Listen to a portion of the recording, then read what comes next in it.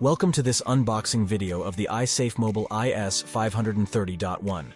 In this video, we will show you how this smartphone is compatible with NFC technology and how it can be useful for your safety on construction sites. First, let us introduce you to the model. This smartphone is specially designed for explosive environments and is certified ATEX Zone 121.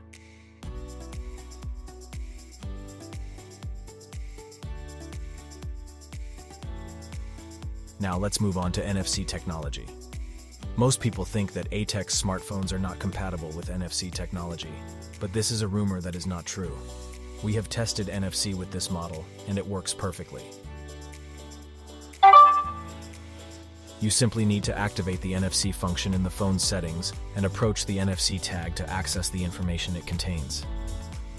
Let's see how this technology can be useful on a construction site. Imagine you witness an accident on the construction site and you need to call emergency services. Thanks to the NFC tag, you can easily find the emergency number by approaching your smartphone to the tag. This can save you precious time and maybe even save lives.